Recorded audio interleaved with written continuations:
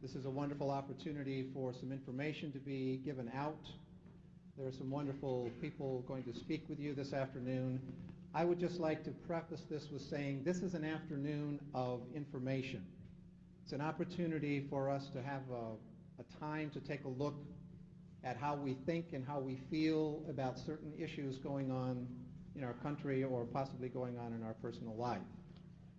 I would just like to say it's not an afternoon of debate. It is an afternoon of information.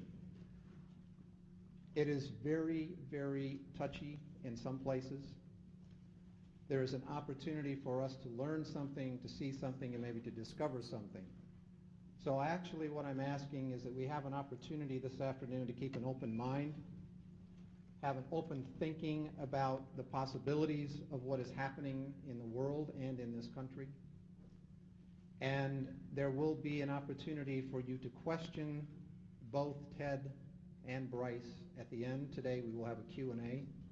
So I'd basically like to suggest is that as they are talking, if you have questions, if things come up in your mind, write them down so that we'll have the opportunity to answer those questions and deal with them during the Q&A. Also, any of you that might possibly have cell phones, turn them off, please. Any of you that may have pagers, please turn those off, or at least put them on vibrate so you can enjoy the call.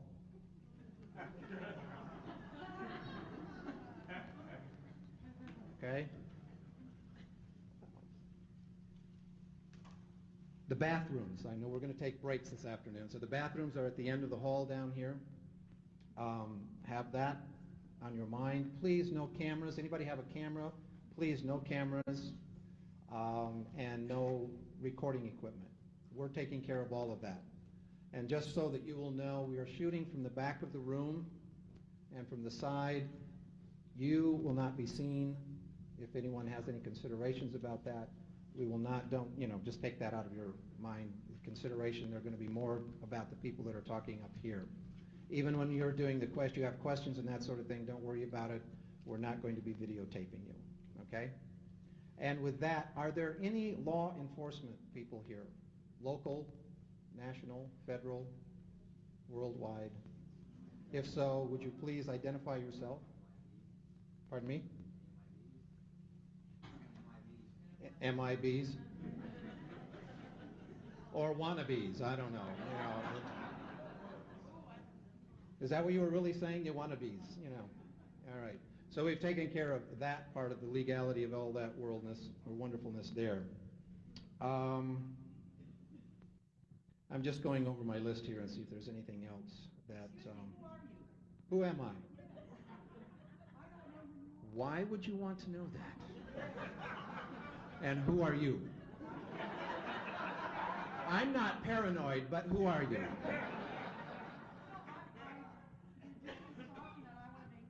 I see, I knew that. How about if I give you my name's Paul? Okay. And basically I also want to thank Annie, who sponsored this, and I work with Annie. And she has taken a large step of coming out and supporting something that she heartfully believes in.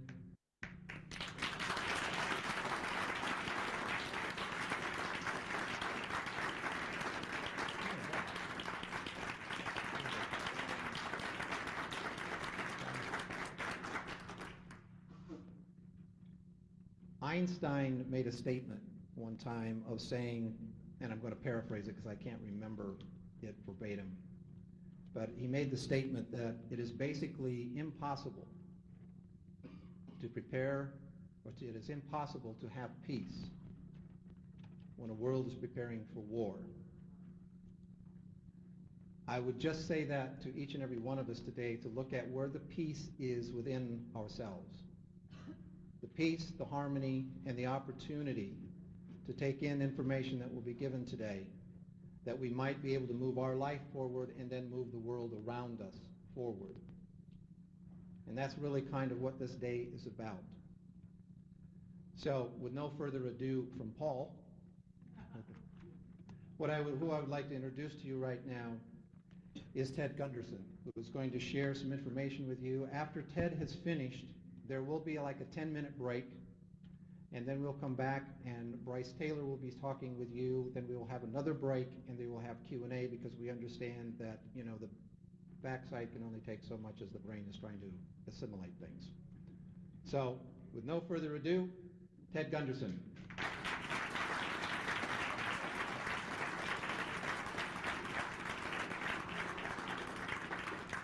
Thank you very much, Paul. I've been retired from the FBI for 20 years, a little over 20 years, and it was quite by accident I became involved in these issues. When I talk about these issues, I'm talking about a vast number of topics, and these issues involve the very highest level of the government, the very highest level of the top industrial and businessmen in the world, and it took me some 17 years before I realized I was able to document some of the topics that will be discussed here today, topics that I'll talk about and also topics that Brice will talk about. Anyway, I retired from the FBI in 1979. At the time, I had over 700 personnel under my command, $22 million budget. I was one of the top executives in the organization. And shortly after my retirement, I opened a private investigative firm, among other things, consulting and so forth. And one of my clients was the friend of Dr. Jeffrey R. MacDonald. Dr. MacDonald is a former Green Beret doctor who was convicted of murdering his wife and 2 children in Fort Bragg, February 17, 1970. This was in 1979, 9 years later. He had just been convicted and was sentenced to 3 consecutive life sentences. I visited Dr. MacDonald. He said, "I'm innocent." I said, "Doctor, if you're innocent, I'll work the case from now until we're able to get you free." He's still serving 3 consecutive life sentences, and I'm still working the case. Within 10 months of obtaining the case, I talked to the girl in the floppy hat who was standing on the corner, for those of you who are aware of the story Fatal Vision, movie, book, best-selling book. Micah, the MP, en route to the scene at 4:30 in the morning, saw this girl, floppy hat. I talked to her, obtained a confession from her October 25, 1980. The girl's name was Helena Stokely. Helena told me Dr. MacDonald did not commit these murders. They were committed by her satanic cult group, and it was her initiation into the cult that night. They left Dr. MacDonald for dead. And in one of her statements, in another statement, she said that they left him alive so he could suffer, having lost his family, and knowing full well that he'd be framed. So there's always, in these cases, there's always going to be some conflict. But basically, I went public with the information, and on national TV, national radio, people absolutely came out of the woodwork from all over the country and said, "Hey, I know all about the satanic movement in the country today. I'm trying to get out. I'm multi-generation." And it goes on and on and on. I couldn't believe it because people from Washington were telling the same story as individuals from Florida and New England to California to the Southwest, the Middle West, and so forth. That was the beginning of my education. Now, why did they go after the MacDonald family? This cult was involved in distributing drugs up and down the East Coast. At that time, they were bringing drugs in plastic bodies in the body cavities of the dead GIs coming out of Southeast Asia. They, the CIA and the Army. The biggest drug dealer in the world, by far, is the CIA. And I'm going to tell you some other information and furnish some other information, as is Brice today, about how dirty this organization is. They're involved in international kidnapping and trafficking of children. They're involved in MK Ultra mind control program, and it goes on and on and on. And we will document this information right here in this auditorium. So, I'm still working the case. We've had several hearings, appeals, we've lost them all. In entering the case, I noticed evidence is lost, stolen, destroyed, altered. One of the unusual incidents here, actually a series of 3, there were 3 satanic signs left at the crime scene. Number 1, there was unexplained feathers. There was a headless doll, and the little 2.5-year-old child in shallow ice pick wounds, 10 of them in her chest. S was on her chest. I asked Alina what that stand for. She said it stood for Satan. Well, what is this all about? That was just the beginning of my education. Then, shortly thereafter, I was asked to work a case in Nebraska with John DeCamp. And in the Nebraska case, I flew out there, worked for free, by the way. I'll make it a habit of this, but so what? Anyway, I'm helping somebody. And John asked me if I would become involved in it, and I did. The previous investigator had died in a plane crash. It was very obvious. He was murdered. He was in Chicago gathering up some evidence. He called one of John's associates, a state senator, Lauren Schmidt. He said, "Lauren, I have the smoking gun. I have the evidence that will, without any question, convict these people," and I'll tell you more about the case in a minute. Got on a plane that night. The plane lasted about an hour and a half out of Chicago and blew up and fell to the ground. He and his little 8-year-old son were killed. Gary Caradori. I'd like to someday go back to Lincoln and put a statue in the town square for that man. He developed a lot of information. He was a brave man. Former Nebraska Highway Patrol. Anyway, from the Nebraska case, we learned that children were being driven, taken out of orphanages, private homes, Boys Town, driven from Omaha, Nebraska to Sioux City, Iowa, a distance of 184 miles away, placed in private jets, flown to Washington, D.C. for sex orgy parties with Congress and senators. We learned that children 10, 11, 12 years old, who were part of the network, Paul Benassi in particular, was used as a decoy in shopping malls, public places, playgrounds, schoolyards, and so forth, to attract other children of the same age over to that area. Then the adults would grab the kids, throw them in a car, and be off with them. Now, what were they doing with these kids when they were flying them to Washington, D.C.? They had a condominium. Larry King, he's not Larry King live television, but a black man who was a rising star in the Republican Party. He had a condominium, paid $5,000 a month. It was on Embassy Row. His salary was $17,000 a year. And these kids were being used for sex orgy parties with congressmen, senators, ambassadors, and what have you. It was basically to frame them. Another phase of the Nebraska case involved what I later learned to be MK Ultra, a mind control program. And Brice will talk a lot more about it herself. And these kids, many of them, were being taken to Offutt Air Force Base, SAC headquarters there in Omaha, tortured, put through drug programs, hypnotized, and victimized as MK Ultra victims. It's a CIA mind control program, as I said. Who was involved? Chief of Police Bob Wadman, Harold Anderson, past publisher of the Omaha World Herald, society editor of the Omaha World Herald, prominent people, some of those prominent people in the community. What happened in the case? Cover-up. There were 80 children initially came forward. Of the 84 were able to talk and give statements. 2 later recanted under threats.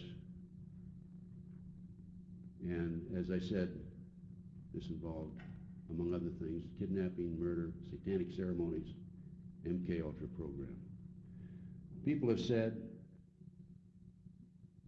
claimed that there's nothing to this MK Ultra program. It's difficult to believe.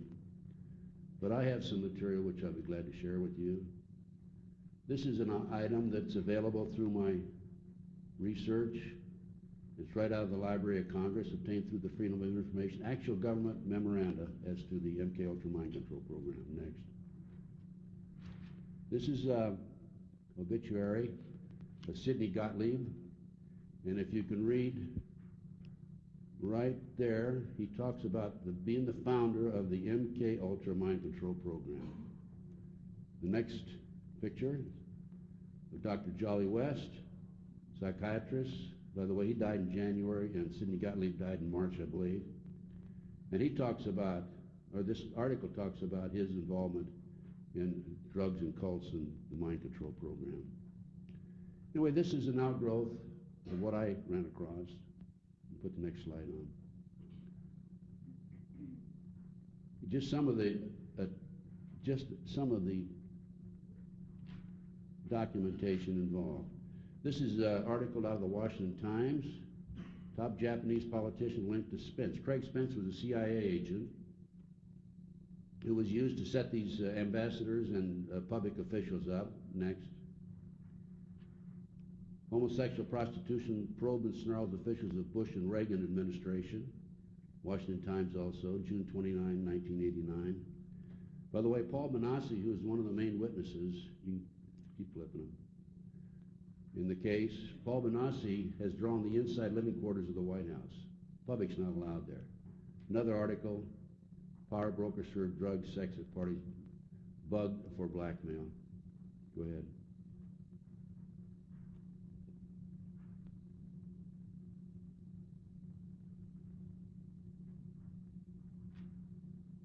And I talked about missing children and about kidnapped children. This is an article from the Reader's Digest, July 1982. 100,000 children disappear every year in America.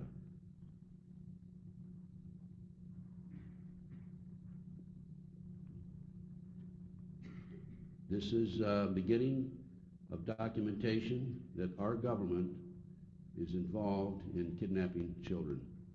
I'm going to show you next. Keep going with those. Excerpts from a U.S. Customs report. This report is Department of the Treasury, and in February 1987, February 5th as a matter of fact, two well-dressed men with children varying in age from 2 to 7, 6 of them as I recall, were arrested in Tallahassee, Florida. From the arrest, the police traced the van up to Washington, D.C. to an organization known as the Finders. The U.S. Customs was notified, and this is the documentation from a U.S. Customs report. You can flip the page. To make a long story short, the Customs learned that the Metropolitan Police Department obtained search warrants, went in, and found evidence of satanic ceremonies, found documentation that children were being kidnapped off the streets and exported and flown around the world, London, Germany, to the Far East and the Middle East. And this is, as I said, the report. Go back to that last page that you had on there. I want to read it to the audience. Turn it around and over. Okay. The customs agent went back to the finder's address, and by the way, I've got the address in this report. This report is available. On April 2nd, 87, for a final evaluation of the situation. You've been talking to Detective Bradley. Bradley was not available on that occasion. So there was a third party, and here's what he was advised. That all of the passport data had been turned over to the State Department for their investigation. They found passports in the cars which indicated that the individuals at the Finders had traveled to North Korea and also to Russia. Illegal at that time, during the 50s, of course. The State Department, in turn, advised the Metropolitan Police Department that all travel and use of the passports by the holders of the passports was within the law. No action would be taken. As I say, this included travel to North Korea, North Vietnam in the late 50s and mid-1970s. It was illegal. The individual further advised me of circumstances which indicated that the investigation into the activity of the Finders had become a CIA internal matter.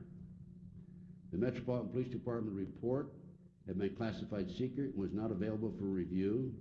I was advised that the FBI had withdrawn from the investigation several weeks prior, and that the FBI Foreign Counterintelligence Division, that's in headquarters, had directed the Metropolitan Police Department not to advise the FBI Washington Field Office, that's the investigative field office in Washington, D.C., of anything that had transpired. No further information will be available, no further action will be taken.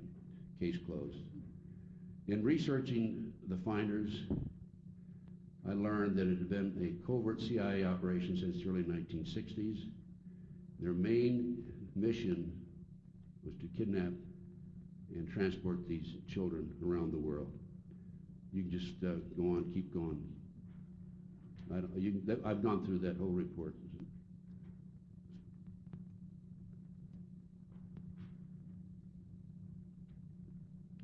As another case that I worked was the McMartin case. The McMartin case broke in the early 1980s. The children claimed that after they were dropped off by their parents at this preschool, Manhattan Beach, California, they were involved in various ceremonies, including ceremonies in a chamber underneath the school. They claimed there were tunnels under the school. They claimed they were molested under the school. They claimed there were children that were sacrificed, the satanic type ceremonies, adults in robes chanting without any clothes underneath and candles, the whole 9 yards. The authorities went out in 1985, claimed they looked for evidence of the tunnels. The kids said, in addition to the tunnels, that they were flown up into the mountains, Crestline in particular, or at least to the mountains. They didn't name Crestline, they were too young to know the difference, by jet airplanes. So I did some checking on my own. You can flip it.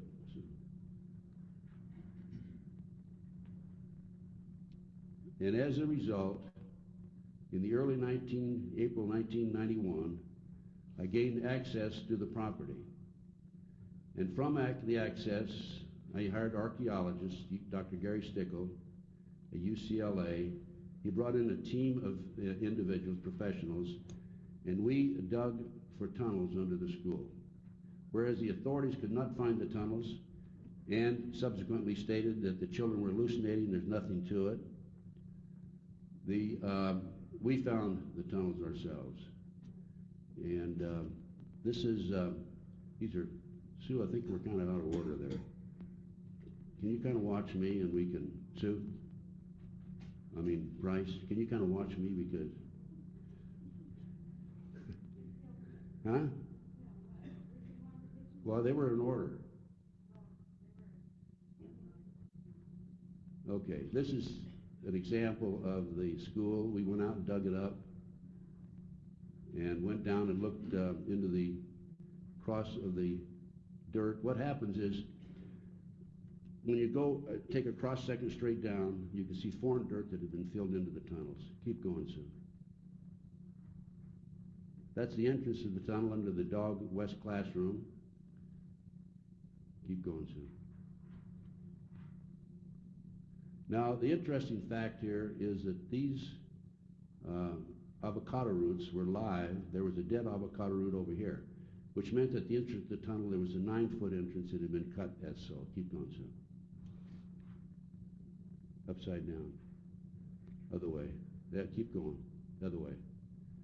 That was the concrete, keep going around. That's it. That was the arch between classroom 3 and classroom 4. It was actually arch, and that was the tunnel that went through there. This was a pentagram that we found on the plate in the sandbox. We found this Disney bag, plastic Disney bag, copyright 1982, 1983, in the entrance of the tunnel, actually under the foundation, so it could not have been placed there in 1966 when the building was built. It had to be in place there sometime subsequent to 1982. The tunnel's been filled in. Keep going, Sue. This is the live avocado root that I mentioned to you a few moments ago, and some more. And this is a diagram of the tunnel entrance. There's the live avocado root. Here's a dead one. And that was, as I said, about 9 feet across. Another diagram. That's where we found the plastic Disney bag right there. Keep going. And that's the diagram of the school. There is the west entrance that I showed you just a few moments ago. That's the chamber. The tunnel went across the 4th classroom to the 3rd classroom. We didn't have time to explore it further. We ran out of money and also time. We were kicked off the lot, actually. There's a tunnel here. The children claimed that they were taken up into the triplex of the next door, the bathroom of the triplex. There was a trap door there, and taken out into the community and prostituted. We found that the trap door in the bathroom of the triplex next door. Keep going, sir.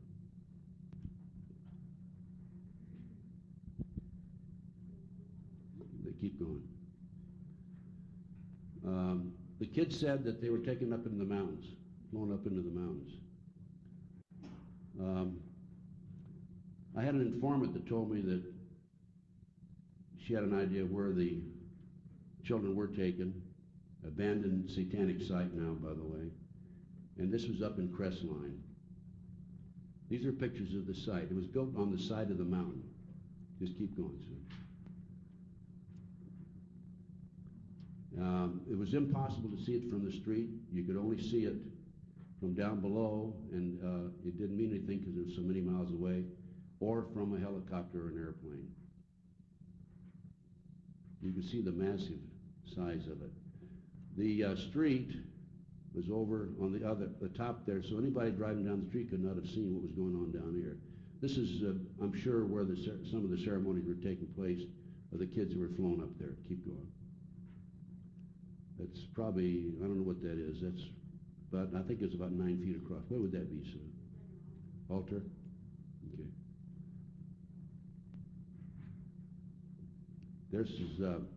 It's down in there. It's where the site is. This would be where the street is, so you can see you couldn't see it. Keep going. That's probably, that was an altar we think that was broken, a big stone. 666, that was carved in one of the rocks. That was a large circle with all kinds of writing. I couldn't get up high enough to take it all in and get it all on one picture, or a series of pictures. That was in the dungeon. They had a dungeon with a drop hole. The hole was probably about 2.5 by 3 feet, and it was about 10 feet down. It was below the surface. The ceiling was probably about 8 feet high. I think that's where they held their captives before they sacrificed them. Some ovens that were on the property. This is a sign, and you can take the next slide and put it overlay it on top of it. And can you see it there?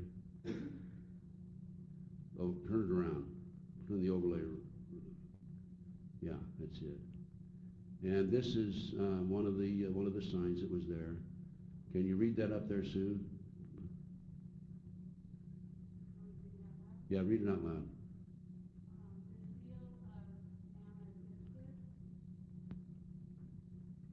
It was a seal of one of the satanic signs. Go ahead, take the next one.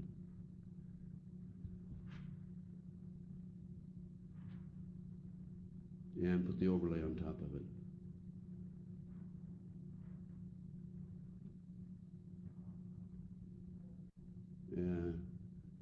Armistice Day.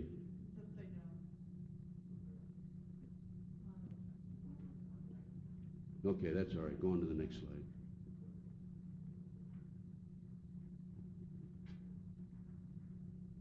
Some more of the site. This is looking over the edge. This would have been where the abandoned satanic site was. Over the edge, you can see that there's no way that you could see it from down below. This is the road that goes down to San Bernardino. These are the 8 basic satanic holidays. We have one coming up, Halloween, very shortly. Witches celebrate the dead. And the next calendar is a more detailed list of the holidays, satanic holidays during the year. Just flip them over real fast. Tells in detail about the purpose of each holiday. Sexual climax and so forth, blood and so forth. Okay? Now, during the McMartin case, at the time that it broke, I called the U.S. attorney, not the U.S. attorney, but the district attorney, and I told him, I talked to Leo Rubin, who was the prosecutor. I said, I think I know where the children were taken up in the mountains, and I'd be glad to take you up there and maybe have the children go. Just turn it off a minute. Have the children go up and maybe they can identify it. She said she wasn't interested. During the second trial, the first trial, Ray Buckey had a hung jury. Second trial, we discovered the tunnels under the school. I called the district attorney. They came out, a fellow named Perez, investigator, said he wasn't interested. There weren't tunnels there. He wanted to argue with the archaeologists. They could have used the tunnels in the second trial. They didn't. Why? The children identified an actor, household name politicians, professional baseball players, professional football players. In my opinion, it was a major cover-up. Okay, Sue, turn it on. So what's going on in America today and around the world? Well, we're talking about a major cover-up. We're talking about control of the media. This is from the Congressional Record, 1915, February 9th, 1917, actually, not 1915. Okay, flip it.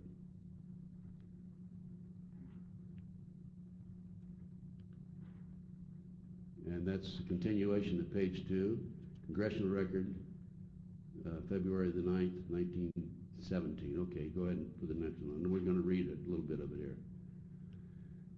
On this particular page, Mr. Callaway, a congressman from Pennsylvania, was talking to the House of Representatives, and he pointed out that in March 1915, the J.P. Morgan interests bought up 25 of America's leading newspapers, inserted their own editors, and thereafter controlled, to the best of their ability, the news that was being placed in those 25 newspapers. Flip it. That's a continuation of page 2, page 2948. Okay, Sue, keep going. Who's who of the elite, members of the Bilderberg's Council on Foreign Relations, Trilateral Commission, Skull and Bones Society Committee of 300. You want to know why they control and how they control it? This will give you the list. This is a book written by Robert Galen Ross. Flip it. This gives you a list of the various organizations that have members at the very top level. You see here, magazine publications, Time Magazine has 6, Newsweek 4, New Yorker 3, and so on down, total 46. We also have federal government in here, and so forth. Flip it. Is the Illuminati alive and well today? Well, you're not going to find out from checking with the mainstream media, but here's a little article that I found in the Picayune, Mississippi newspaper, and it says a group of Illuminati, including top and experts in a range of fields, met, and some of the names there are household names, including Newt Gingrich, Bill Gates, and others. So there you go right there. You didn't see that in your main LA Times or the New York Times, did you? Okay.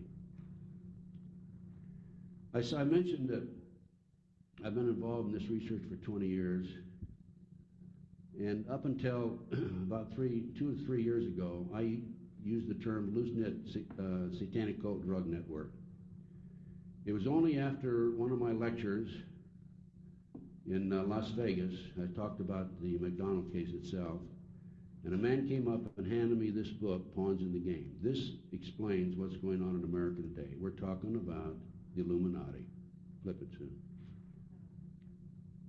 This is the best documentation I've ever seen of the Illuminati. It talks about Adam Weishaupt and how he, we're getting off the subject now. Talks about Adam Weishaupt, how he set up 25 goals, and some of the goals were to control the press, and other goals were to disrupt the youth through drugs and liquor and morals, to have agent within the various organizations, influencing the politicians, and so forth. There are 25 goals in this book. It's an outstanding book. I highly recommend that you obtain copies of it. Beg your pardon? Could you repeat the author of that book? William Guy Carr, and it's available through my research. And by the way, I've got about 100 handouts here. I urge all of you to come up and take one if you haven't done so thus far. Basically, I think that's the extent of my 45 minutes. But before I close, let me mention that about 12, 14 years ago, I ran across a young musician, Mark Wilson. Had a lot of talent, has a lot of talent today. And as a matter of fact, I supported him financially and supported him in other ways. He actually lived in the same complex as I lived in Las Vegas. I alerted him to the problems that we have with the children, kidnapped children on a regular basis. And he became inspired. And he wrote a song in my living room called Rescue Me. Mark, in the meantime, just recently had his first album released.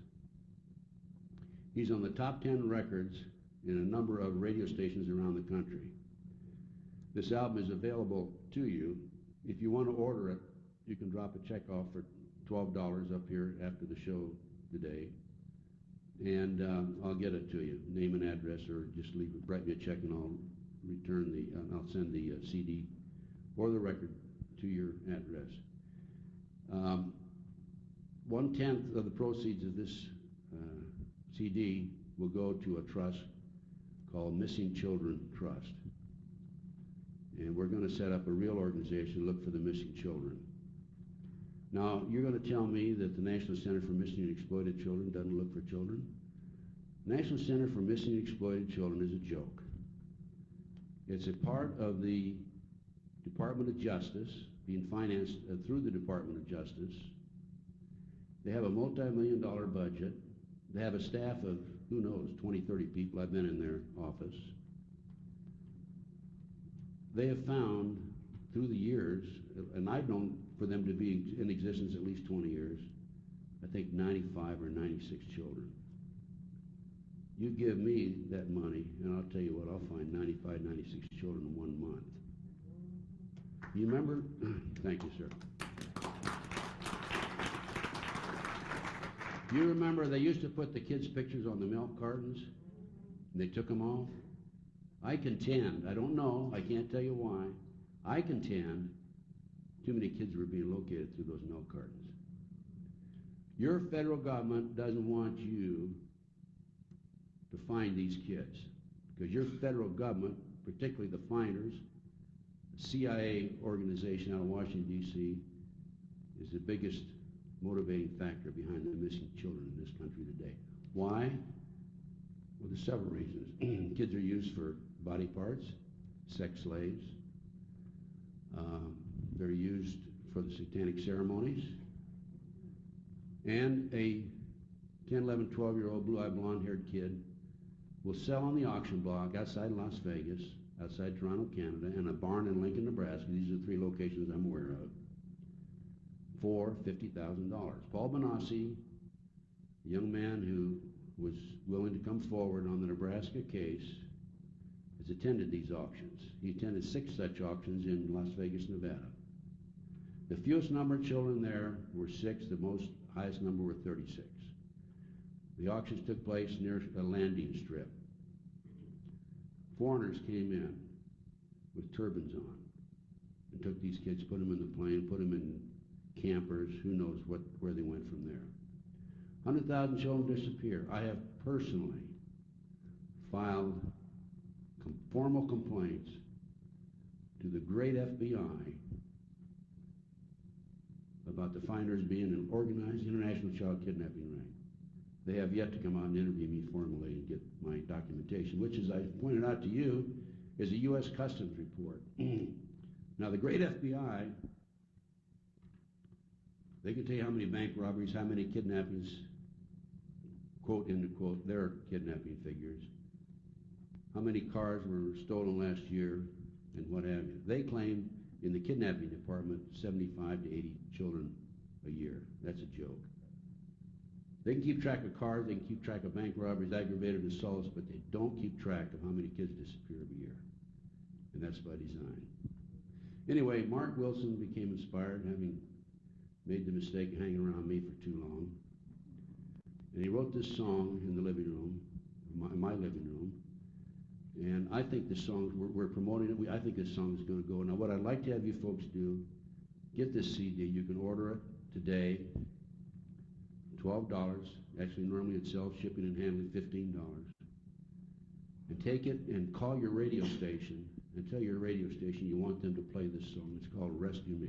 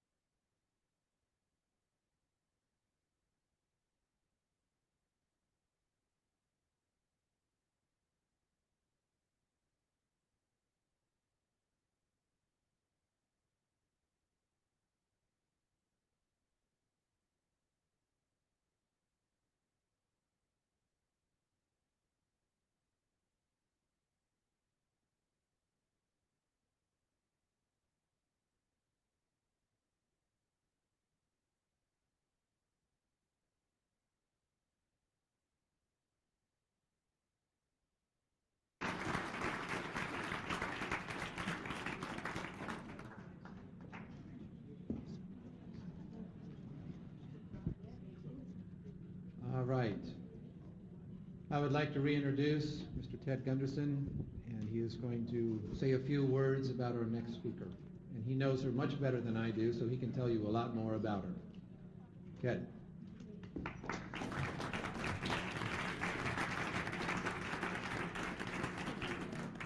You know, when you become involved in these issues, as I said earlier, you network, and that's one of the great pleasures that I have. It causes a few headaches now and then also, but I think that's the answer to the problem, if we can all network together and help each other. And a number of years ago, I guess about 4 or 5 years ago, I had a call from a young lady, and she basically told me that she had some problems, and I referred her to another individual who I thought would help her. And one thing led to another, and then I developed a close relationship with this young lady through the years. We communicated by telephone on a regular basis, and she's fantastic. She's really fantastic, and I wanted to make sure that I was the one that introduced her today. I asked if I couldn't introduce her today because of the work that she's done. Of all the people in this field, I think she's probably done as much or more than anybody that I'm aware of or know of. And of course, that young lady is Brice Taylor. And she's a great person. She's a dear friend. And even if she doesn't know how to flip the overheads, I still love her. But I'm going to flip her overhead, so I'm going to get even with you. Anyway, let me introduce to you Brice Taylor. Just give her a big hand. She's very special.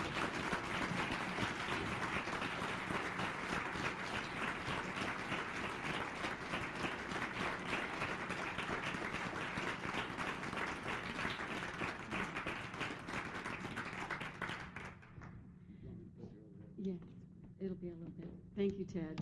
And just to let everybody know, it wasn't really 5 years ago. It was more like almost 12. It's been a long time.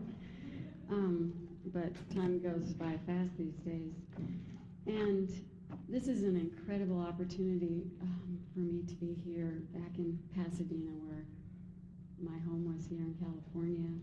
And I owe this privilege to Annie Basile, the owner of Cast Locations, and she keeps telling me to stop thanking her, but I really can't stop thanking this woman because she has stepped forward and supported this whole issue in such an incredible, heartfelt way of taking care of the details and being there emotionally for not only myself, but all the people, all the other victims and survivors who have come forward and are joining now in a way that hasn't happened in a very long time.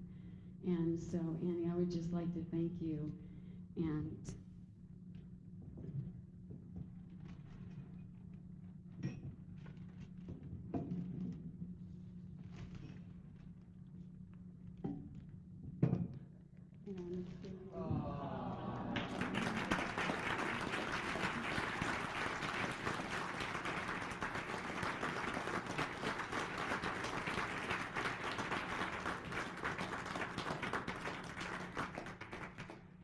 And I'd also like to thank all of Annie's friends, Patricia and Anthony and her family, both Anthony's and her daughter, and all the people that have really worked behind the scenes to bring this whole event together, as well as holding the hands of a lot of us who've been through this and needed to share.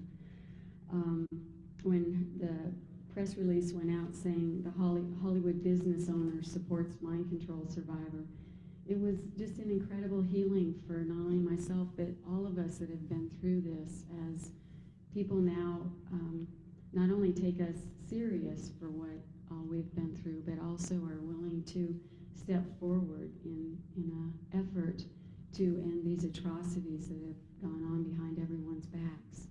So I am just very grateful that she brought me here today to share with you the truth of what is occurring in this country and in the world, in hopes that together we all might be able to expose and end these crimes that are being committed against children all over the world.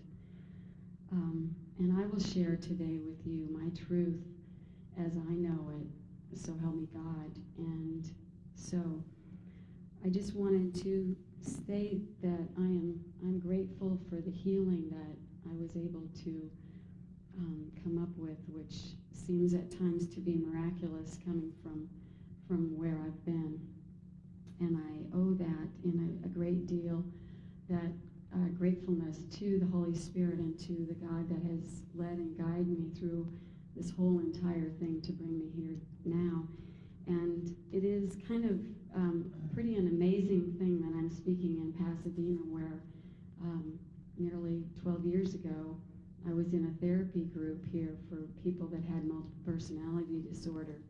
And as part of a prayer, an opening prayer for the group, one of the women prayed, "Dear God, please help one of us heal enough that we will be able to, that this person will be able to go out and get help for all of us." And when that prayer was said, my whole body just kind of turned into little chill bumps, and I knew, but way back then, that would be me. And so it's pretty awesome to be here in Pasadena, fulfilling that prayer and knowing that it has been answered. I also want to thank Ted Gunderson, who, even though he thinks it was only 5 years ago, about 12 or 13 years ago, he began consulting with me by phone along with Catherine Gould and giving me tips on how to stay safe and what to do when men in suits were following me. And he just was there for my security and to listen and to lend a caring, supportive hand. And I'm really appreciative to him for all that he has done in exposing the satanic ritual abuse and the mind control that's gone on. So thank you, Ted. You missed the thank you.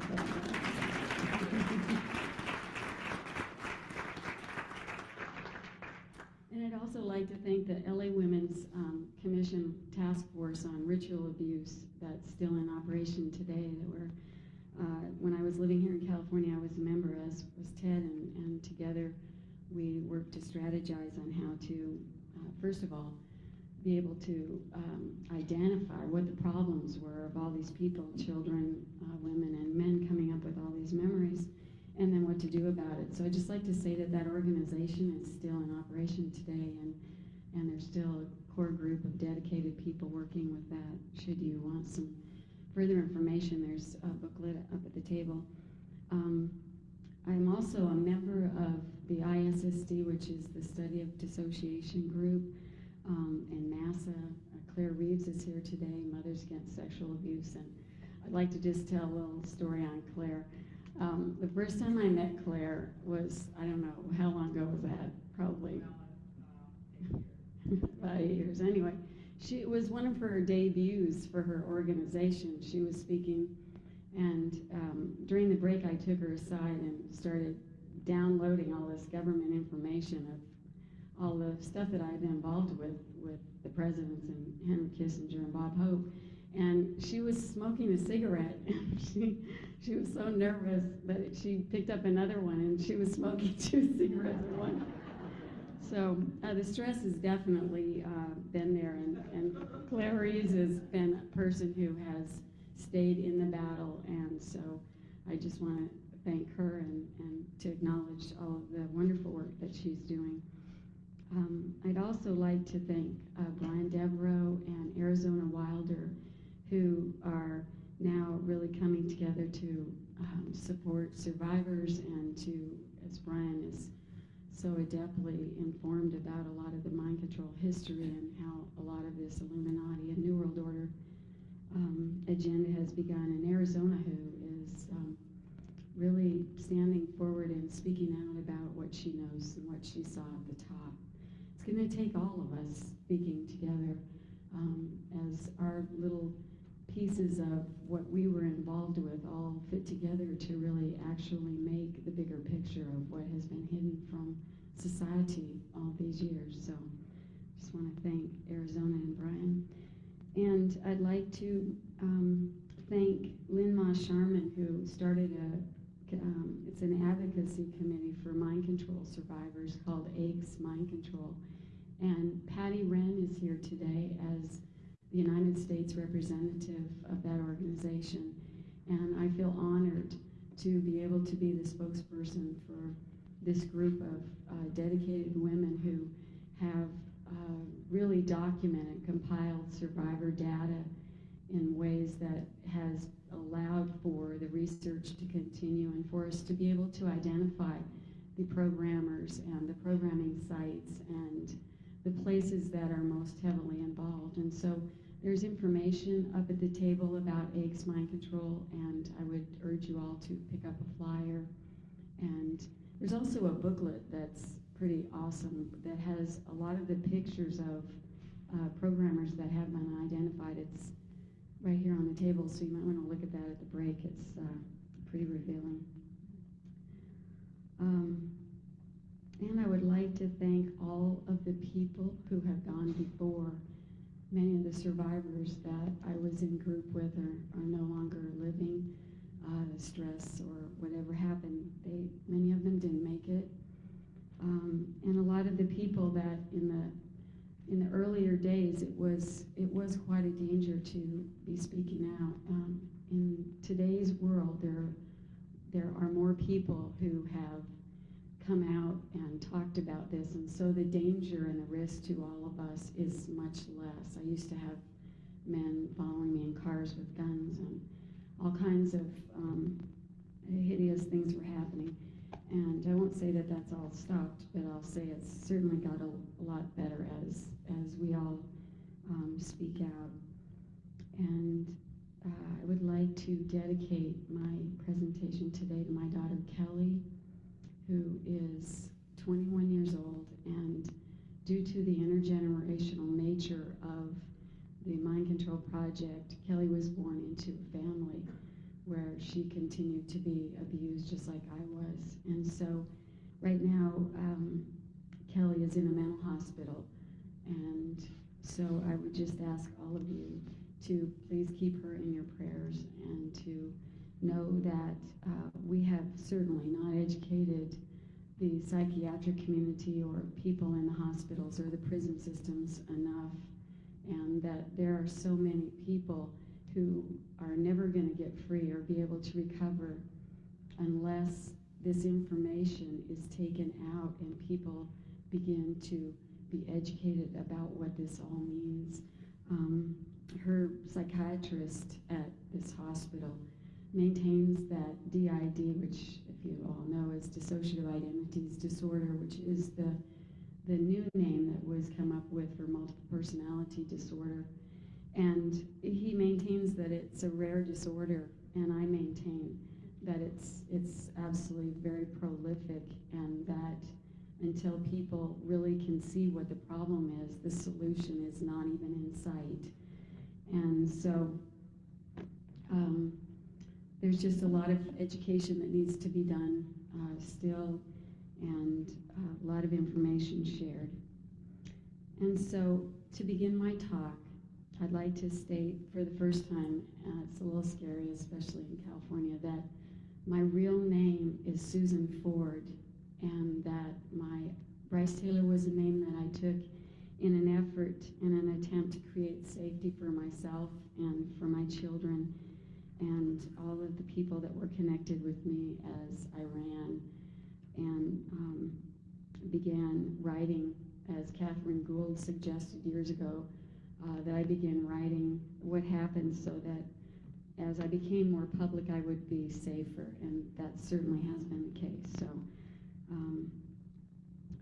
safety, our safety all lies in telling the truth now and in identifying what we know to be the truth, because as the title of my book is, that this truth is not only a truth that set me free, this is a truth that as all of us that have been through this begin to put in our data, it's a truth that sets the world free of a plan set in motion very, very long time ago by members of the Illuminati and even beyond them for what I was part and privy to was their attempt to create and rule a one world government, or as Hitler called the New World Order and George Bush called the New World Order.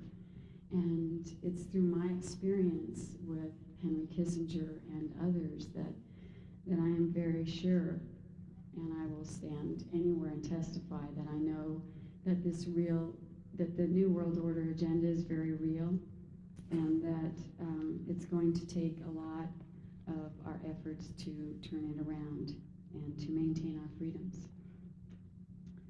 Today, unlike the days when I was in my therapy groups with people who were switching personalities all over the place, I worked very hard, and I'm now an integrated survivor of intergenerational satanic ritual abuse, and also the CIA's MKUltra, and what I understand is called, the sub-project was called Project Monarch. I'm the author of 3 books now, Starshine.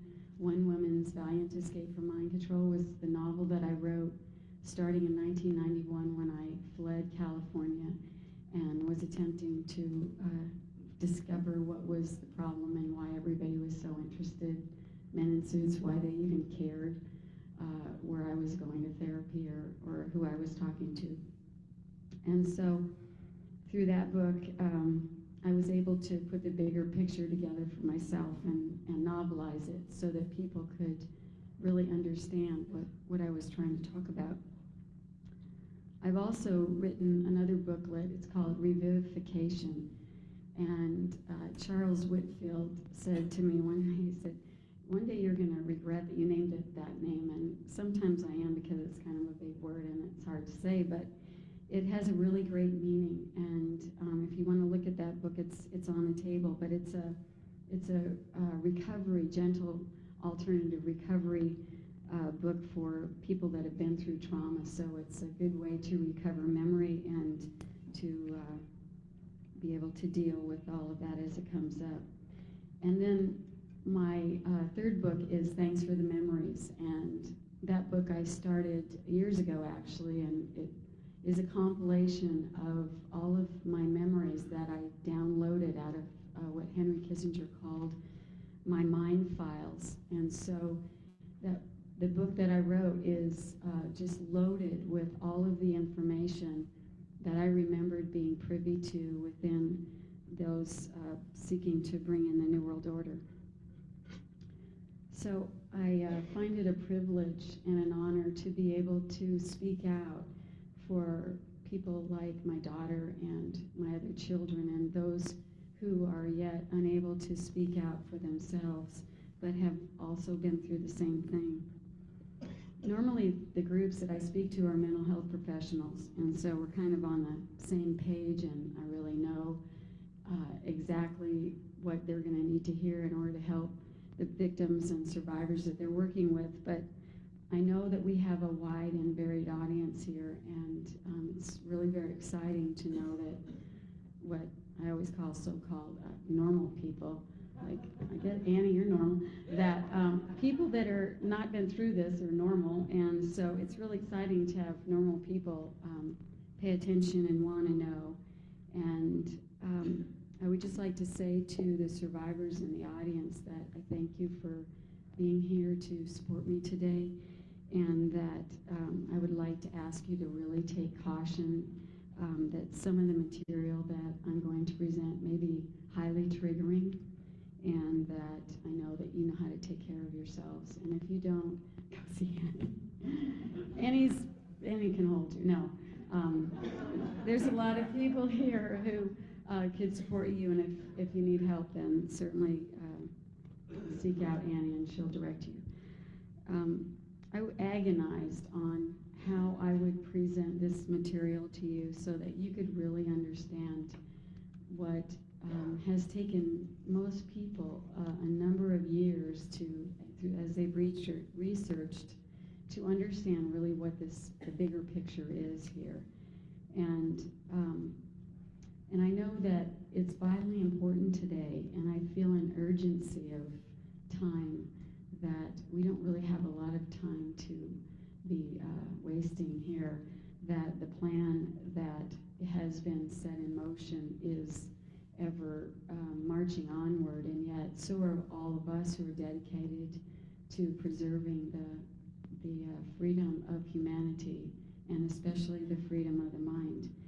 And it's vitally important to free those many suffering under mind control and expose the system that has allowed this to proliferate, and also to expose those individuals participating at the top that has operated in the dark for so many, many hundreds of years. This system that operates within the government and beyond into a group of people who I reported to beyond the government called the council have been working in the dark for many years, and the system that they have enacted threatens our country and the freedoms that our forefathers worked so diligently to set up, and the basic freedoms of humanity, and most especially of the mind.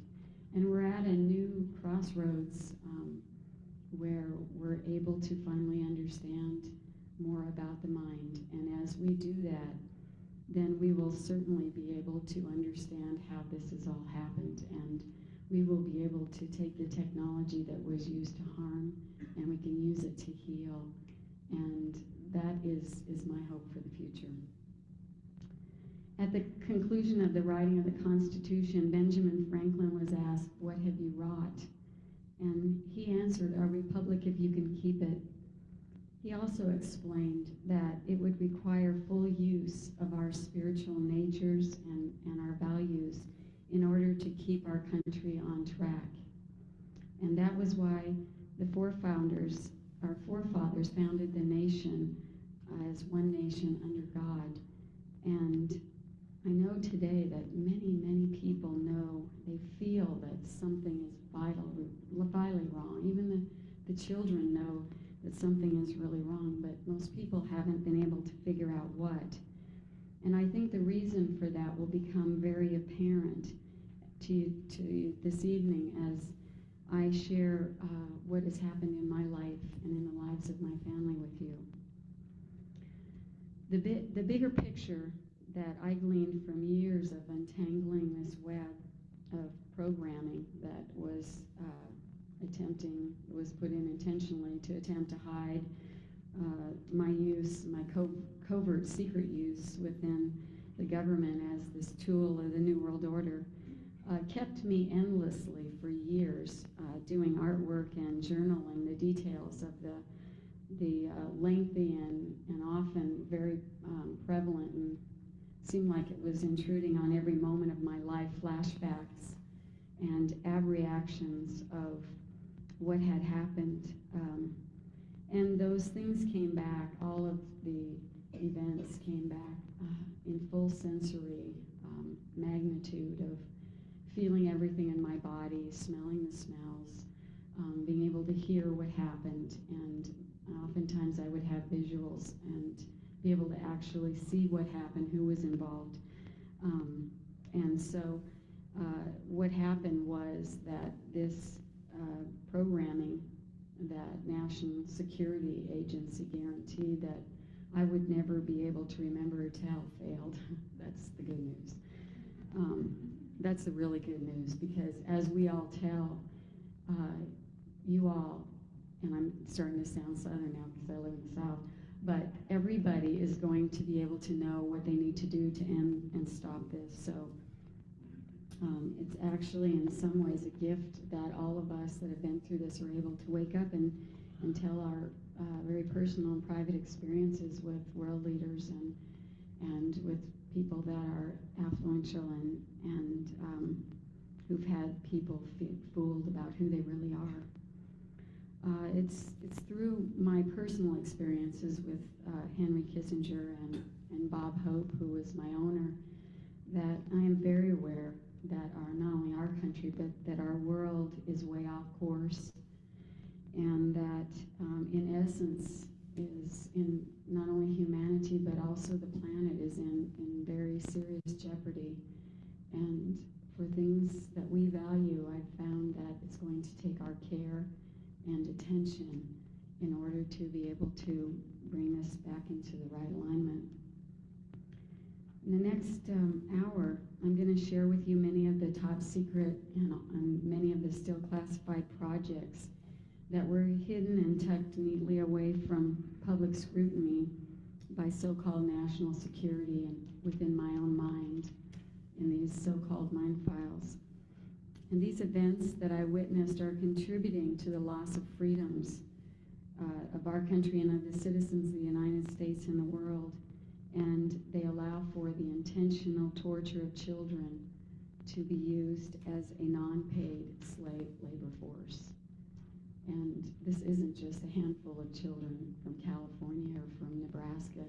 These are people all over the world, and I personally interact with many of them and hear their testimonies and what's happened to them. And there is no doubt in my mind that this is a very large plan. Their plan is for the mind control slaves to continue to serve the elite, and everyone except the self-appointed elite will begin to live as worker bees. So basically, as we enter the new millennium, a lot of us that were and are under mind control will continue to do their jobs to serve these elite people.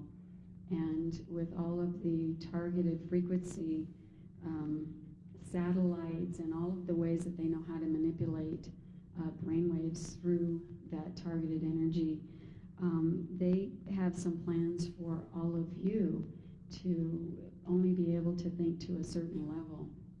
And to understand all this, and to help Kelly, it really drove me into studying all about the brain, and I'll get into that a little bit more, but that is their plan. And the way that they have been able to utilize all of these children, starting with children and now into adults, is through trauma. And trauma is the conditioning base that was used to set in the mind control.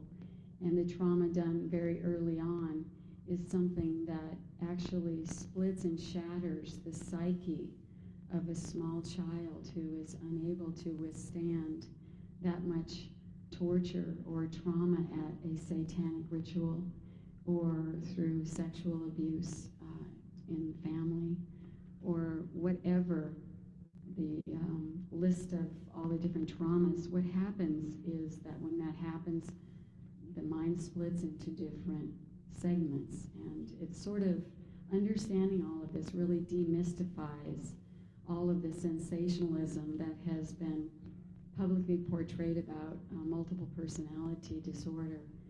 And I will explain to you that through not only healing my own mind of that, but working with other survivors, that it's merely something that has happened out of someone not being able to take everything that was dished out.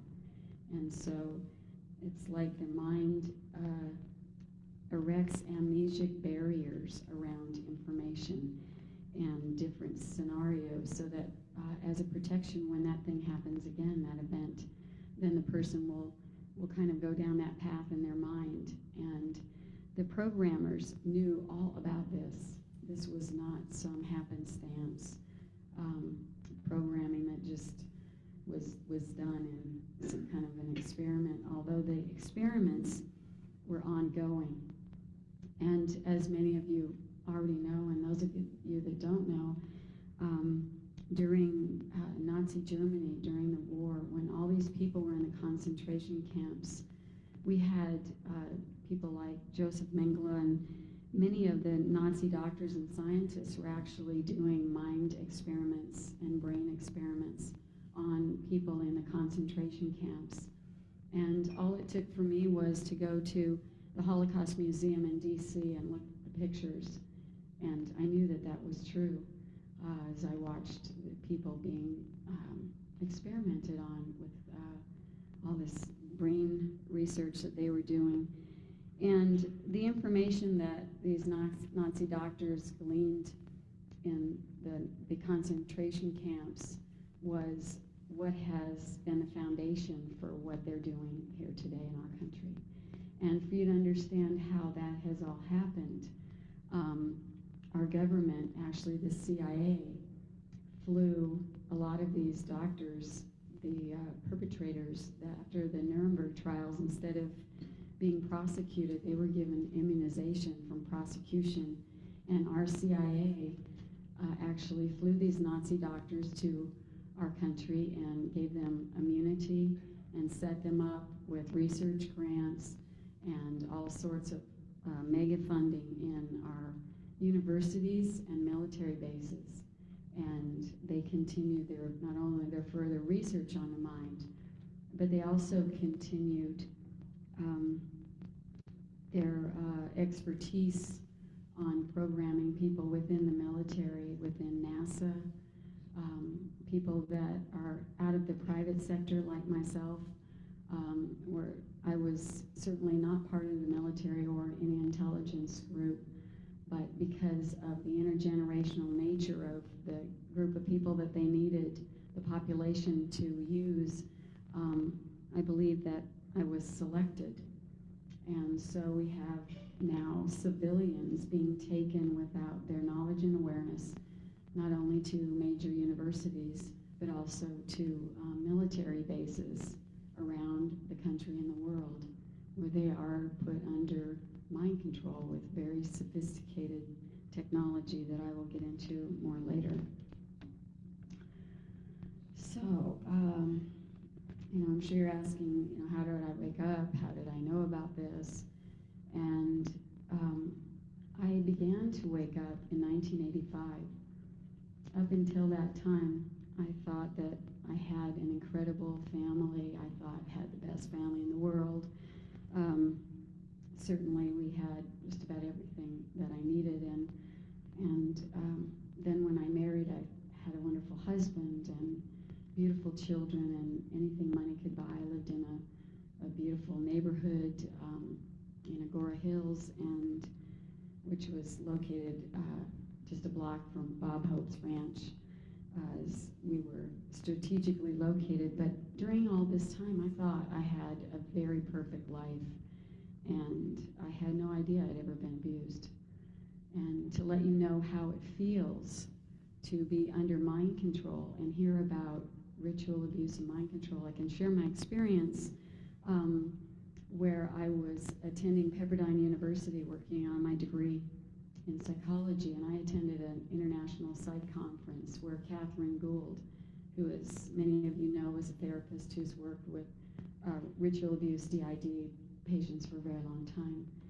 And I went to one of her lectures, and I sat in a room, and I was just puzzled of why people would do this. Why would people be hurting their own children, and why would all the prominent people in the communities be involved, and what is all this horror? And I remember walking out of her workshop thinking, boy, I sure hope I don't get any cases like that when I'm a therapist. And that was the end of it for about 3 years. I actually even joined the LA Women's Task Force and attended meetings under total mind control where I didn't know, but I was reporting back to the good doctors everything that I was learning what was happening. But anyway, so that's how it felt. I had no idea. And but in 1987, 1985 actually, after a lot of prayer, I started praying real heavily because I knew something was wrong. I just couldn't kind of figure it out, but I did know something was wrong. So I kept praying for God to please help me and help me decide what was wrong and why I felt so unhappy, even though I had everything that money could buy. I had everything that supposed to make people happy, beautiful kids, and like I told you, my family. And but the answer to that prayer came in the form of a kind of a massive wake-up call, and my head went through the windshield of the automobile there on Chesborough Road in Agora Hills. And what happened was that accident really kind of took me out of my motherly role and all my duties that I had. and I really had to take time to recuperate, and I had a lot of massage therapy. And what began to emerge were memories of being sexually abused. And then came memories of ritual abuse. And at that time, I was in school at a college called Ryokon, and I was working towards my master's degree to be a clinical psychologist. And I still had no idea really what this all meant, but all I knew was that my memories now began flooding in to the extent that it was either continue on with school and put my past behind me like everybody kept telling me, just, let the past go, just live in the present, or enter therapy full time. And so I entered what I now understand was the true master's program, which was a personal journey of believing and understanding and exploring my own inner space and really going within. I learned to meditate. I began not only doing yoga but teaching yoga, and I was in therapy increasing amounts of time as I was having a really hard time dealing with what all this was. And as I would begin remembering, I would have my suicide programs would kick in, and I would call my therapist, both of them, endlessly telling them I had to kill myself, and I wanted to jump out of buildings, hotels, jump out of the windows.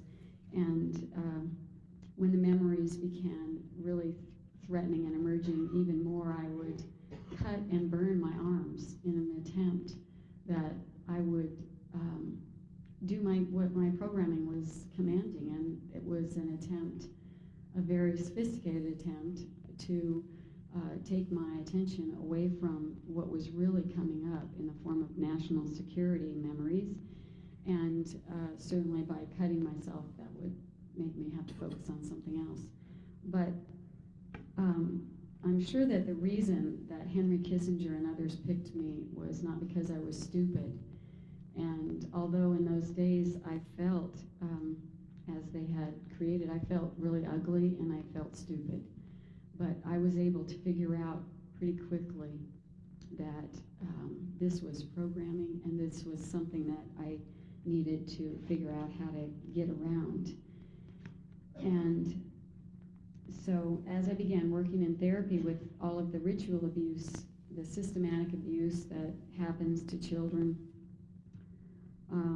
the endless tortures that kids report all over the country, that I don't think I need to go into all the gory details, but it all happened to me too. And why people, sane adults, would think that little children all over the world would be making up these kind of realities is something that I still have a really hard time understanding. And I know how painful it has been for me over the years to report what has happened and had people either turn away out of horror and disbelief or out of fear for themselves and their own lives. And I can only imagine what it must feel like to a little child to be telling what's happened and have no one believe them. And so I'm here today as an advocate for the children who have been through this.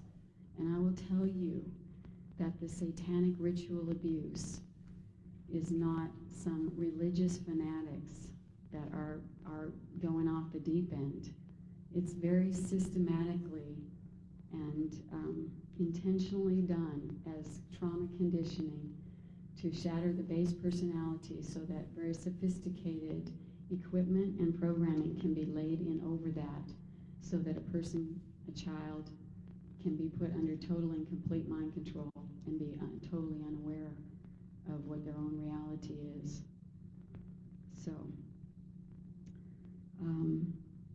So as I was in therapy uncovering all of this, I journaled everything, and I wrote and did artwork, and I began remembering abuse by my tortured me and delivered me to military bases and to all sorts of places for my programming. And it wasn't until I had the memories, the most painful memories that I had, were some of the last ones I had were of the ways that I also was used to torture and program, deliver my children also to military bases and places where they would also be programmed. So this system needs to be understood, how it happens and why people have been involved and why they might not even know that it has happened to them. But when I started realizing that my ex-husband and I had both participated in even my own children's abuse, I began to have some compassion and understanding for my parents and for people like even the Buckies in the McMartin preschool, because perhaps, given the reality of understanding how the system works, perhaps they also are or were unrecovered victims who themselves may not have even remembered what they were involved with. That's the intentional way this was all set up.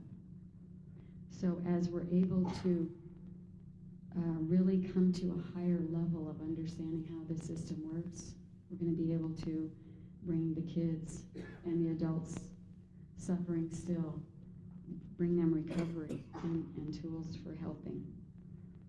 I was taken to U.S. military bases as a very small little girl,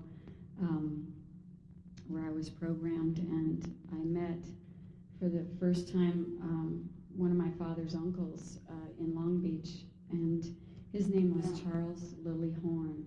And I believe it's because of my family affiliation with this man, who was the owner of Federal Cartridge Company, which was a munitions manufacturer, and also the Olin Corporation, which later I believe even went on to fund some of the research used on the mind control, that I became involved in this.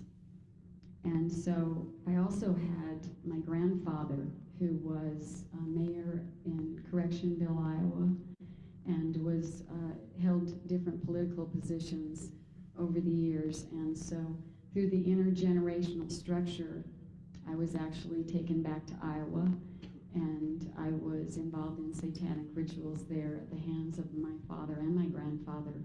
So I was able then to understand that this was intergenerational. This is how this works. So a lot of the projects that are now housed and are still ongoing are in the military bases.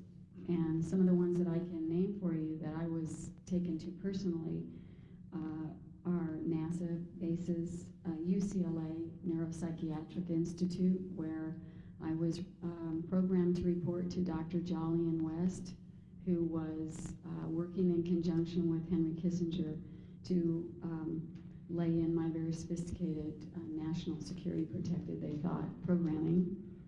USC, the University there of Southern California, I was taken to Bethesda Naval Hospital, where I had an implant inserted into my nose. I was taken to Edwards Air Force Base, Point Mugu Naval Weapons Center, and different bases in and around 29 Palms. And I was taken to a lot of other places, and still, as yet, I'm not able to identify where specifically a lot of those places are. But through the information that's been compiled through AIC's Mind Control Committee, a lot of other survivors have filled in the blanks. So that information is available on a website, and as I said, you can pick out a brochure up here when we're finished. So what they did on these military bases was they used drugs, a lot of drugs, and torture of the mind and body. I was subjected to sensory deprivation chambers, light and sound technology, where they would flash bright lights in my eyes, like in Conspiracy Theory, where Mel Gibson's, showing eyes wide open. That's all programming. And that's exactly how it happens. And just as a little aside from this, Walter Bauer, who wrote Operation Mind Control in 1978, exposed all of this.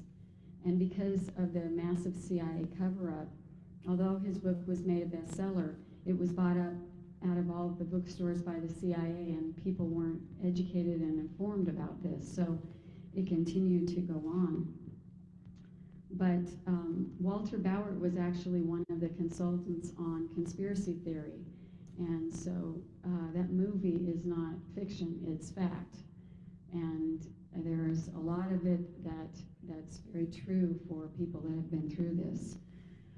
They often played different sounds in each ear, some very piercing, painful sounds, and in the other ear, sounds that were barely inaudible, and they used hypnotic technique and frequency technology coupled with electroshock. So it's pretty horrific stuff, and it's been really pretty helpful to expose what all of this is in an attempt to stop this. I'm going to show you later pictures of my son Danny when he was taken to some of these bases, and it'll help you, I think, have more personal experiences of this. But all this programming was done on myself and others. And personally, for me, it was done so that I could later be used by leaders as a sex slave. They called it being a presidential model. And I was programmed to wear diamonds as a program identifier to people that within the agency or within the government, then they would know who I was and what my programming was and what I was capable of. And I was also programmed to have what Henry Kissinger called mind files, which was a systematic way that he programmed lots of data into my mind that I was programmed to have, first of all, perfect photographic memory, and he would send me into archives in DC and private offices of people he wanted to spy on, and into Pentagon top security areas. And he would tell me then with instructions to go in and open certain file drawers and photograph the information in my mind, and then I would report back to Henry, and any information that he would need then would be very accessible to him at a moment's notice. Other slaves have been used as assassins. I was also used as a drug courier, putting together drug runs, and through all of that I realized and was privy to knowing that our government, our United States government, is primarily backed by guns and drugs, and it doesn't make me very proud of our nation at all.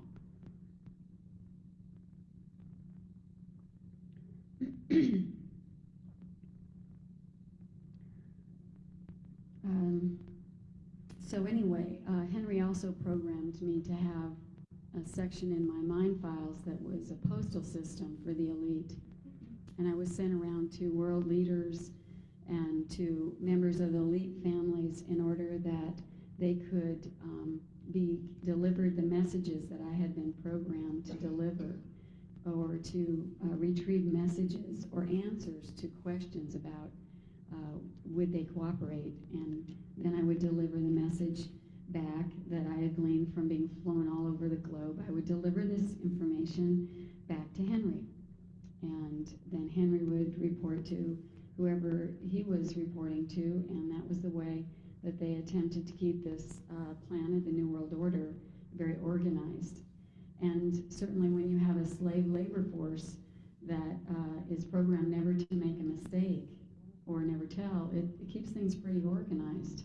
And so I reported to people like George Bush and Ronald Reagan and actually most all the presidents. I was sent in on to either give them information or ask them questions from the higher ups, the council that actually was head and shoulders over even Henry Kissinger.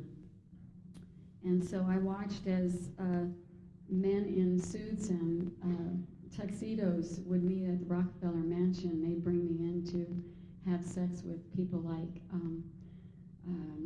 Prince Philip or Prince Charles or someone in the Kennedy family or whatever. And after these parties at the Rockefellers, what they would do is a select group of men would meet in back rooms, and they would send me in to record all the information so I could report it to whoever needed the information. And it was a process of downloading all of this information that I realized that all of the wars that have been fought and a lot of the horrors that have happened to people on this planet were not accidents, including like the stock market crash, that they were all planned intentionally. And people like my grandfather, who was a multimillionaire, was privy of when the stock market was going to be crashed, so he could take all of his money out and reinvest it at very low prices. And so I watched from the inside to see that things are not as they have been publicly portrayed by the media, and that there is a media agenda, that people like Henry Kissinger and others met and decided what was the strategy going to be that they were going to then tell the media for them to report to the world. And so I watched as I saw all of this going on, and I had kind of a broader spectrum of reality than all of you, although it has taken me time to kind of catch up on what the world thought was reality, because I wasn't allowed to really know what that was. And so, anyway, that was some of my government use, and I'm going to also get into that more. But I also wanted to highlight the fact that as a child, I was also used in massive amounts of child pornography and prostitution. And that was carried on often in church basements where I attended the Woodland Hills Presbyterian Church and also St. Mel's Catholic churches.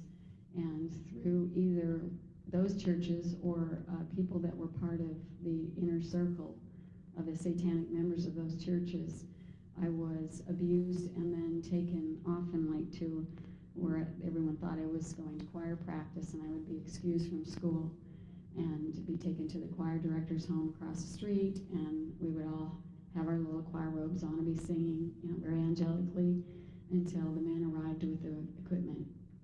And all equipment then was taken downstairs, and all of us children knew that that meant it was time to go down and be filmed in pornography.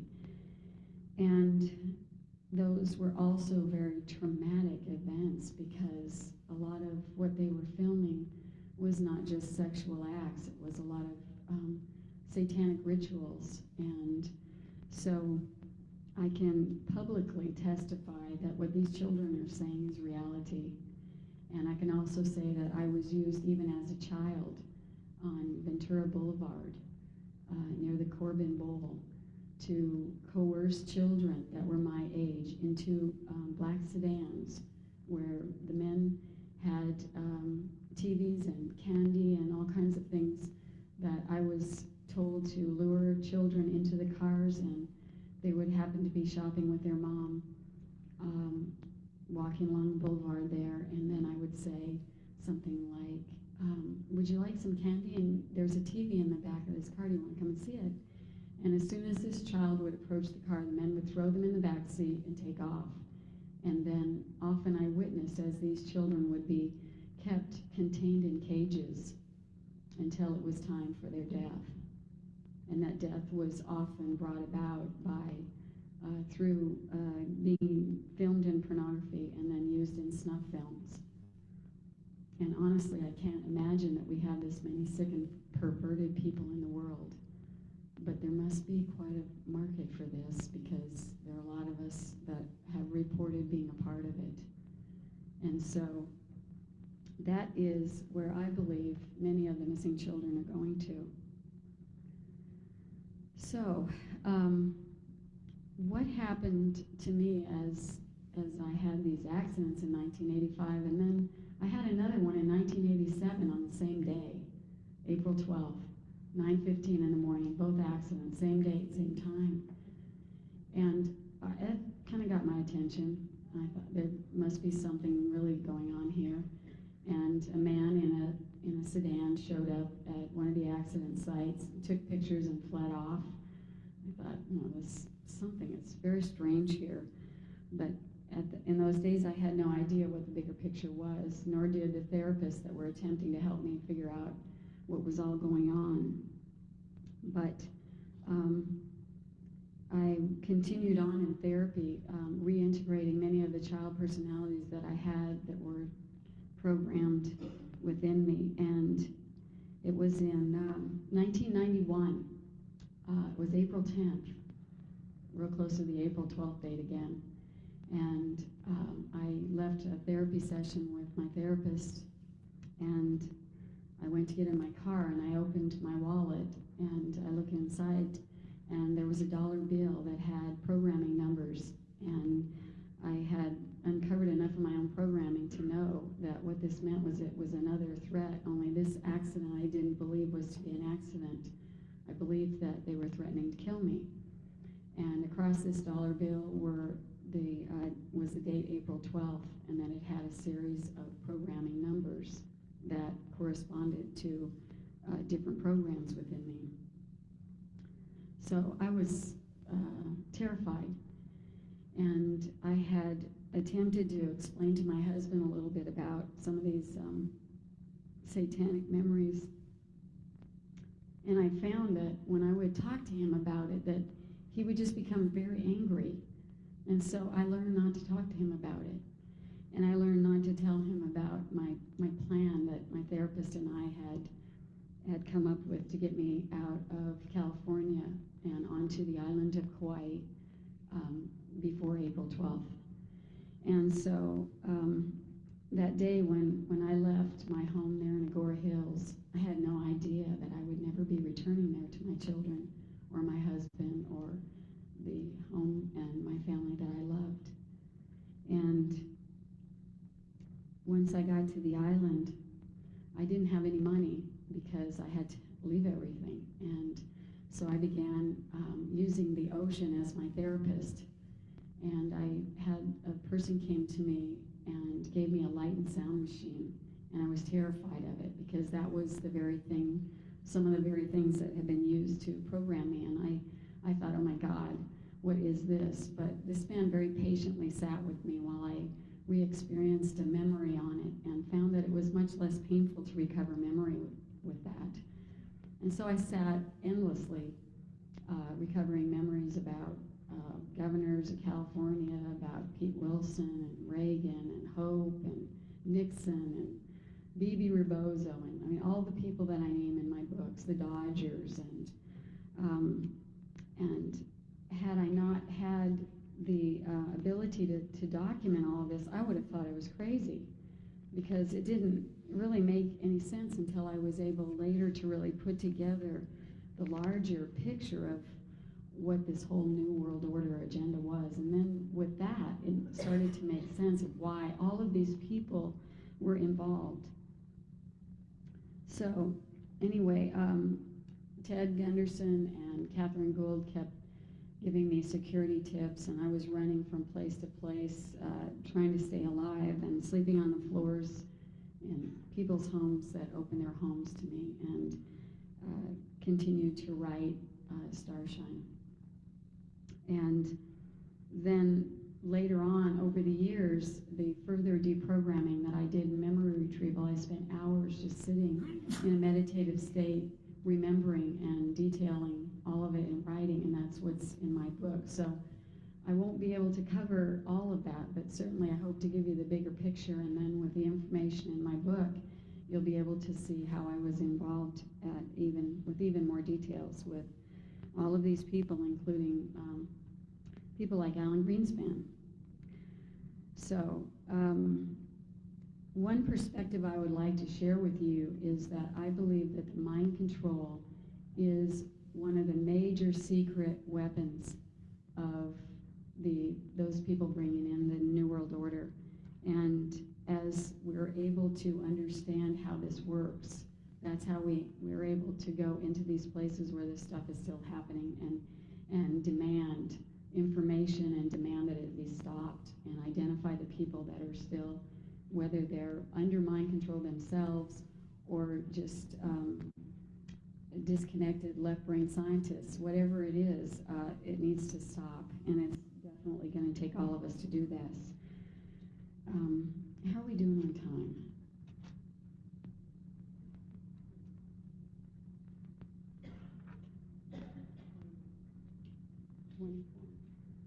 I mean, like, how much longer?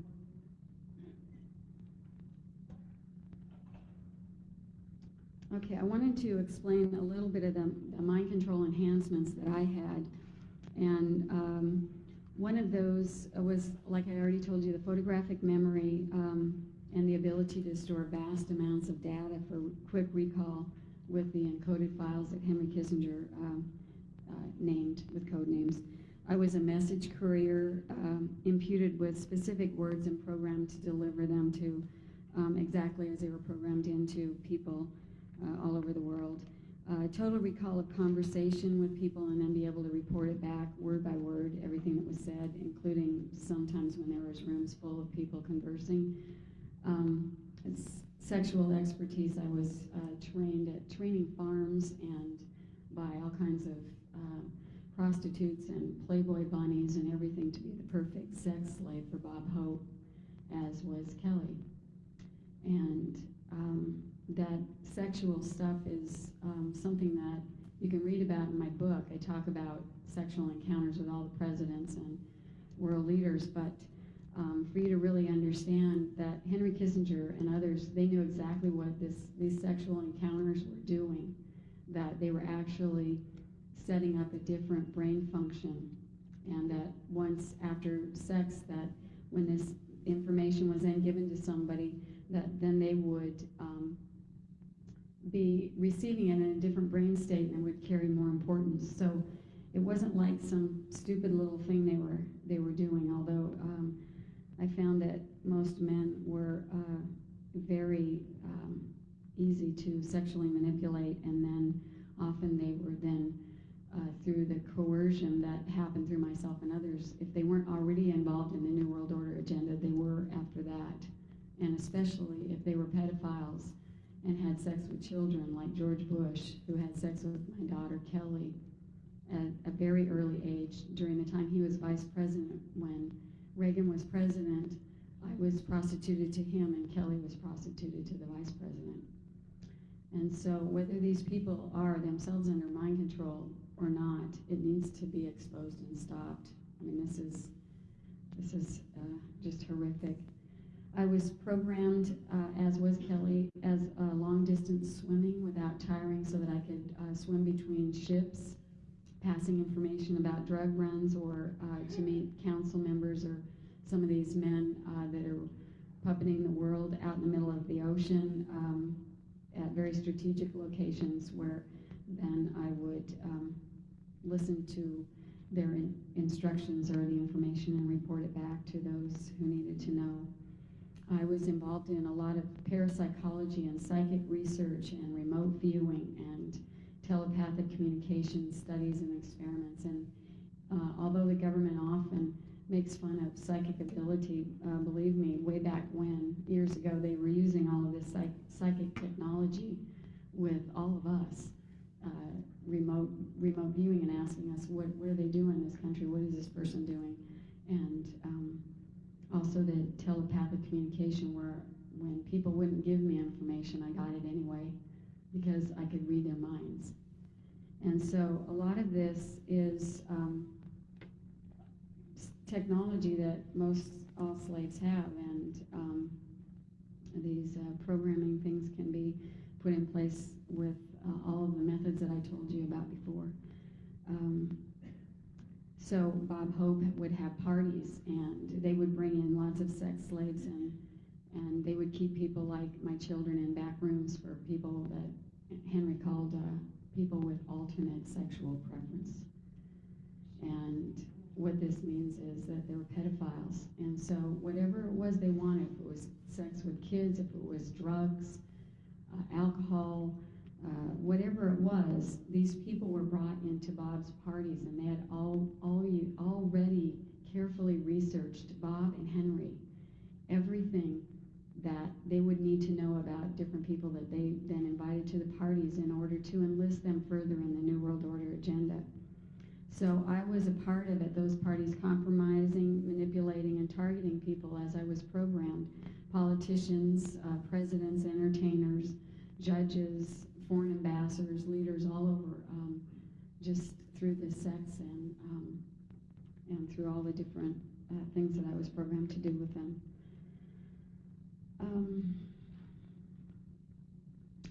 I also was privy to a lot of the projects, the mind control projects that were being done at USC. My ex-husband was in dental school there, and I was not only prostituted to people in position of authority at USC, but I was also taken into some of the programming centers there and programmed, and I also delivered, like I'm standing here today, only now I have my own agenda, but Henry would often have me demonstrating the mind control technology to people who they wanted or needed to know about that. And the way they got to know was through a series of meetings. If they were continued to cooperate and not be horrified by what they were hearing, slowly they got bumped up to larger levels of this top security and classified project. So I witnessed a lot of that at USC. And I also witnessed as a child and as adult that a lot of this New World agenda is fueled by the secret societies. And the ones that I was abused by were the Shriners, and also the Masonic Order people are reporting Masonic abuse and by 33rd degree Masons, and most all of our presidents, for information, were 33rd degree Masons, and that makes them privy to this mind control information. This is the secret that they rise through the ranks to learn about, and at the top, what they participate in as a seal of their oath of secrecy is often satanic ritual. And myself and others were laid on altars and raped, and this happened as a child and as an adult. So this is part of how it continues. There are hand signals. The Shriners and the Masons at the top have hand signals where they signal each other and alert brothers so that they can have full cooperation. And this even happens in court cases where children are, the non-offending parents trying to get a child into the safety and of their home, and a Masonic judge or a Masonic attorney will give a hand signal or do the little things, and that child is, the whole case is dropped and the child is left with the perpetrator. So these things are real, and they're still happening today. Henry's strategy that I heard him talk about with Nelson Rockefeller was about hiding this all out in the open. And they talked about how the bigger secrets were protected by their incredulity. And certainly all of this does sound pretty incredulous. And the themes of movies and television and news, radios, newspaper songs have often been strategized and cooked up with not only things to make you think a certain way and feel a certain way about certain people, but also to keep people that are programmed under mind control programming. I was used in Las Vegas when I was a teenager with Elvis Presley, and I watched in horror as this man would throw up after he had been programmed. And I watched him cry and ask, "What's wrong with me?" and not be able to have sex because he was so sick from what they were doing to him. And I had been sent in to have sex and deliver messages to him, to deliver to them, the programmed audience. And through my experience, I know that people like Elvis Presley are programmed, that people like Neil Diamond are all part of this, and people like Michael Jackson. I watched Michael Jackson be abused as a child. So as all of us together that have been through this, identify the people that are in positions who are programmed to have the fuller, bigger picture, and we will be able to stop this and bring help to those that are still suffering.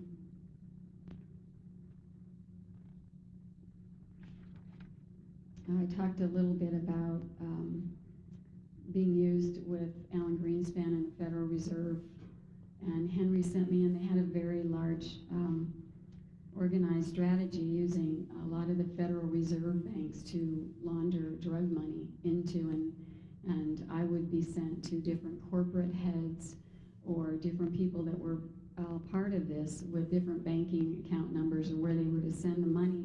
And then Alan Greenspan would actually raise the Fed in different areas where drugs weren't coming through, so that when they were coming through and all this money would come through, it wouldn't look very suspicious. It would just all look very balanced. So these people knew exactly what they were doing, and I personally don't believe Y2K is an accident.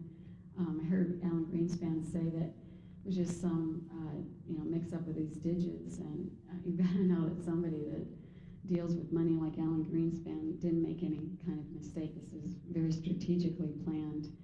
I witnessed people in corporations being all part of this, and people in the media, and I watched how if they didn't already own the people they needed, they bought them, and that was through all these different ways of coercion. And they had very sophisticated programming themes, and one of their larger mistakes was to use universal programming themes, so that a lot of the survivors that are waking up are all talking about themes like The Wizard of Oz and Over the Rainbow and dolphins and whales and hearts and roses and monarch butterflies and just one after the agendas are in the book, and if you know what they are, you'll know a lot of how it works, and you'll be able to see it in the media. You'll be able to see the themes when they talk about Over the Rainbow. You'll know that a lot of us were programmed not to remember what happened over the rainbow. What happened over the rainbow was all the government stuff that was then hidden as they attempted to confuse fact with fantasy and keep all of this totally and completely hidden. Let's go with the slides or the overheads, and then I'll tell you a little bit more. This was a picture of myself taken when Henry Kissinger started calling me by phone. He told me to meet him by the corner at 7 o'clock at night, and I knew even at this young age that meant to meet him at the corner, in the kitchen corner, and to pick up the phone, and he would practice seeing if it worked, if the programming worked, or give me messages, and then he would tell me not to tell my mom, so, or he'd tell me she was stupid. So when my mom would say, "Who called?" I had already switched back into another personality, and I had no idea that anybody had called, no one, and that was it. So this is how young he started with my mind files, and it's very documented in my book, so it's in much more detail. Okay.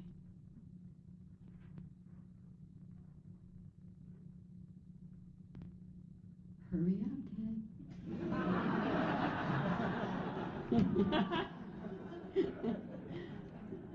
The picture on the left is a picture of my mother and father, and on the right is a picture with my brothers when we lived on Astronic Drive in Woodland Hills. And then the picture on the bottom was myself with one of my dolls that my dad used a lot of my dolls to program in different identities. Okay, next. These were pictures taken at different times. The picture at the top was taken during the time I was being prostituted to LBJ. And then down at the bottom left was my high school picture during the time I was working heavily with Kissinger and with Nixon. And also the one on the right was a lot of government, a lot of foreign policy within the White House. Okay. This was some artwork I did when I started identifying the mind files and the information that I had. And I wrote all these little it looks like little chains around all of these top secret mind files, because these were all the programs, and I can't see it very well to identify it all, but it was like a program to have a migraine headache, program to fall asleep if I began remembering, programs to become confused if I began remembering anything, programs to recall an 800 number and report on myself that I'm remembering something and I'm at this and such location, and so then they would reorient me back to UCLA Neuropsych Institute to come back in for some reprogramming. Or then on the outer layers are all the family, the satanic cults that keep everybody in line within communities, where a lot of the professionals themselves are either under mind control or are participating at this, keeping everybody under control. So there's webs within communities where people are all under mind control. And certainly as families are cross-programmed, it's like my ex-husband, our marriage was arranged when we were 13, and we were cross-programmed and with very sophisticated equipment in Ventura to fall in love and then get married, and he was trained then to become my handler and hand me over to people like Bob Hope or Ronald Reagan or whoever it was that he was instructed under mind control to deliver me to. So this web is large, and what it takes to get out of that web is nothing short of miraculous.